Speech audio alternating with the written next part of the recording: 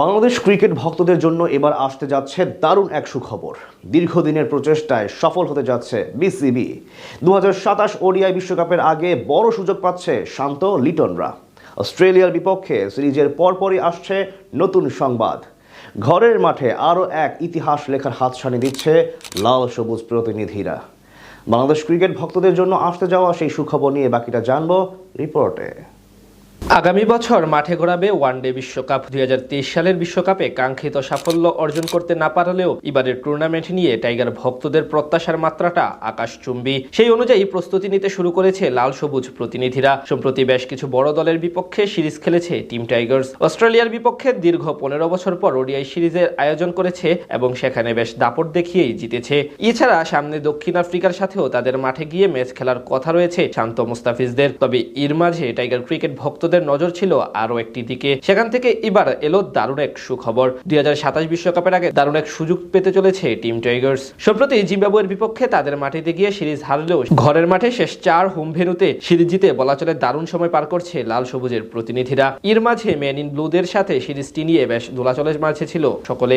হার্দিক পান্ডিয়াদের বিপক্ষে বাংলাদেশের সিরিজ হওয়ার কথা ছিল 11 বছর সেপ্টেম্বরে। তবে নানান কারণে সেই সিরিজ খেলতে দল পাঠায়নি বিসিসিআই। সেখান থেকে এবার তামিম ইকবাল বোর্ড দায়িত্ব নেওয়ার পর থেকেই সেটি নতুন করে আয়োজন করার চেষ্টা চালিয়ে যাচ্ছেন।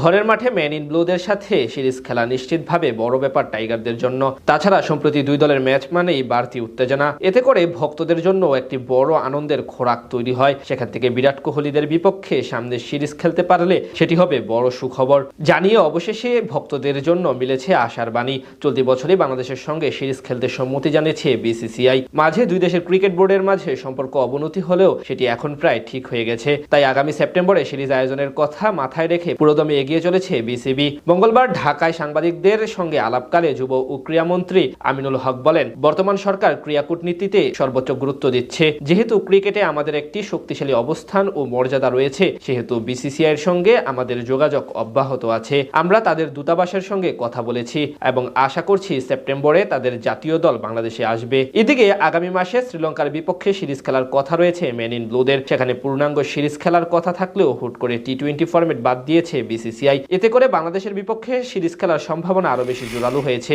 বিরাট কোহলিদের বিপক্ষে সিরিজ ঘিরে এর আগে বিসিবিও জানিয়েছিল প্রয়োজন হলে অতিরিক্ত নিরাপত্তা ব্যবস্থা দেওয়া হবে। যদিও সম্প্রতি মিডিয়া সত্ত্ব বিক্রয় প্রক্রিয়া সাময়িকভাবে স্থগিত হওয়ায় সফরটি নিয়ে নতুন করে আলোচনা শুরু হয়েছে। তবে সরকার সর্বশেষ অবস্থান স্পষ্ট করে দিয়েছে যে বাংলাদেশ এখনো নির্ধারিত সূচি অনুযায়ী সেপ্টেম্বরে তাদের আতিথ্য দেওয়ার ব্যাপারে আশাবাদী। 2023 সালের বিশ্বকাপে কাঙ্ক্ষিত সাফল্য অর্জন করতে না পারলেও এবারের টুর্নামেন্ট নিয়ে টাইগার ভক্তদের প্রত্যাশার মাত্রাটা আকাশচুম্বী।